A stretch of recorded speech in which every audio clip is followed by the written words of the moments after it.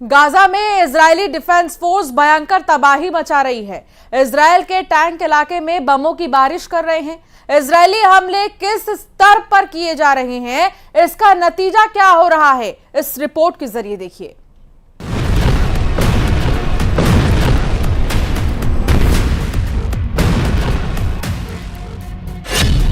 दक्षिण में रफा, मध्य में जिटौन और उत्तर में जबालिया।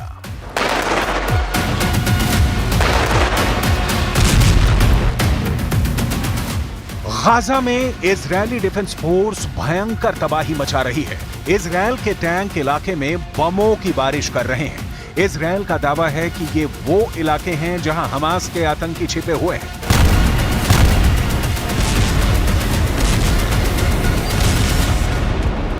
इजरायली हमले किस स्तर पर किए जा रहे हैं और इसका नतीजा क्या हो रहा है, इसका ताजा उदाहरण है सिर्फ 24 घंटे में 63 लोग मारे गए हैं। रफा में हमला नहीं करने की अमेरिका की सलाह मानने से इनकार कर नेतन्याहू ने कहर बरपा दिया है।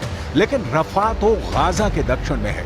इजरायल दावा कर रहा है कि हमास के आतंकी उत्तरी इलाके, जिसमें जबालिया शामिल है, भाग खड़े हुए हैं और रफा में ठिकाना बना लिया है।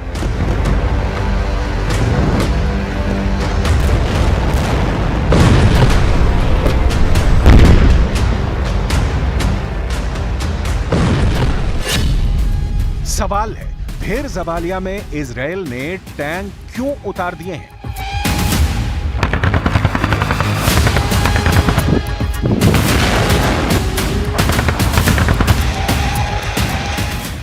नेतन्याहू के सामने हमले की पिक्चर क्लियर है। जब इजरायली डिफेंस फोर्स को शंका हुई कि जबालिया में हमले खत्म होने के बाद अब फिर से हमास के आतंकी घुसपैठ करने लगे हैं, तो उसने दोबारा हमला शुरू कर दिया। जबालिया के बारे में डिटेल आपको भी जरूर जाननी चाहिए। जबालिया गाजा के 8 ऐतिहासिक शरणार्थी कैंपों में सबसे बड़ा है। जबालिया रिफ्यूजी कैंप में करीब 1 लाख लोग रहते हैं। 1 नवंबर 2023 को इजरायल ने जबालिया कैंप पर हमला किया था। इस हमले में करीब 100 लोगों की मौत हुई थी और 150 से ज्यादा लोग जख्मी हो गए थे।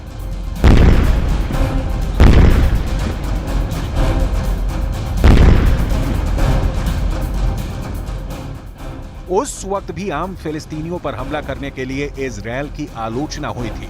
हमास ने कहा कि उसका कोई भी मेंबर कैंप में छिपा हुआ नहीं है। लेकिन इजरायल का तब भी मानना था और अब भी मानना है कि हमास के आतंकी मासूम लोगों की आड़ में ठिकाना बनाकर खुद को सुरक्षित महसूस कर रहे हैं, जबकि उन्हें यह ध्यान रखना चाहिए कि उन्हें किसी भी कीमत पर बख्शा नहीं जाएगा। यही कारण है कि एक बार फिर इजरायल जबालिया को जला रहा है। लेकिन जलते गाजा से अलग इजरायल की तस्वीर भी बहुत सुकून देने वाली नहीं आ रही है।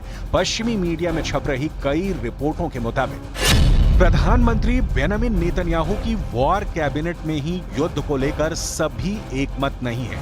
कहा तो यह भी जा रहा है कि इजरायली डिफेंस फोर्स के चीफ हर्जी हलेवी बेंजामिन की युद्ध नीति को लेकर नाराज है। इजरायल को युद्ध में उलझाए रखना चाहते हैं। जिन लोगों के परिजन बंधक हैं, वो जल्दी से जल्दी उनकी रिहाई की मांग कर रहे हैं।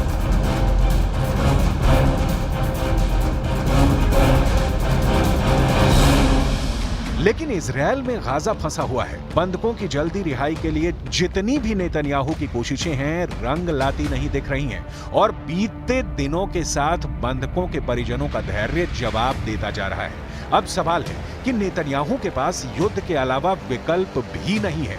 नेतन्याहू यही कर रहे हैं। इसलिए उन इलाकों में इजरायल फिर से हमले कर रहा है, जिसे वो खुद मान चुका था कि यहां से हमास के आतंकियों का सफाया किया जा चुका है। नेतन्याहू के सामने मुश्किल सिर्फ घरेलू मोर्चे पर नहीं है।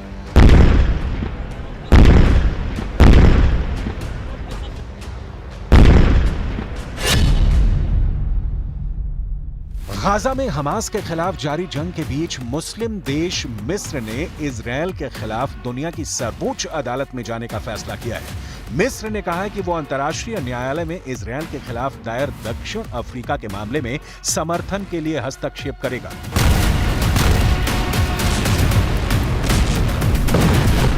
कि ये नहीं बताया गया कि यह हस्तक्षेप किस प्रकार का होगा। मिस्र ने इससे पहले इस मामले में अपनी दलीलें पेश की हैं। मिस्र के अंतर्राष्ट्रीय न्यायालय में पहुंचने से इजरायली प्रधानमंत्री नेतन्याहू की मुश्किल बढ़ सकती है, खास तौर पर जब रफा में अभियान के उनके फैसले को लेकर दुनिया में विरोध बढ़ रहा है। इजरायली मीडिया पोर्टल यरूशलम पोस्ट की रिपोर्ट के मुताबिक मिस्र ने कहा है कि गाजा पर इजरायल के हमलों में नागरिकों को जानबूझकर निशाना बनाना, बुनियादी ढांचे को नष्ट करना और जबरन विस्थापन के चलते गाजा में अभूतपूर्व मानवीय संकट पैदा हो गया है। ये कार्रवाई अंतर्राष्ट्रीय कानून, मानवीय कानून और युद्ध के दौरान नागरिकों की सुरक्षा के संबंध में 1949 के चौथे जिनेवा कन्वेंशन का घोर उल्लंघन है।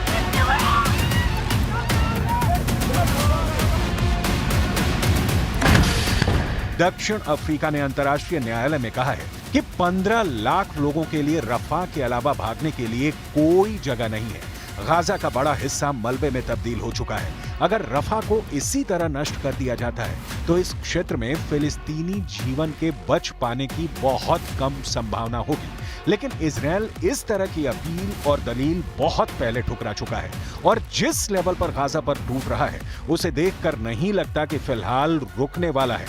7 अक्टूबर 2023 के बाद से गाजा पट्टी में मरने वालों की संख्या 35,000 से अधिक हो गई है और कहां जाकर रुकेगी खुद नेतन्याहू नहीं जानते।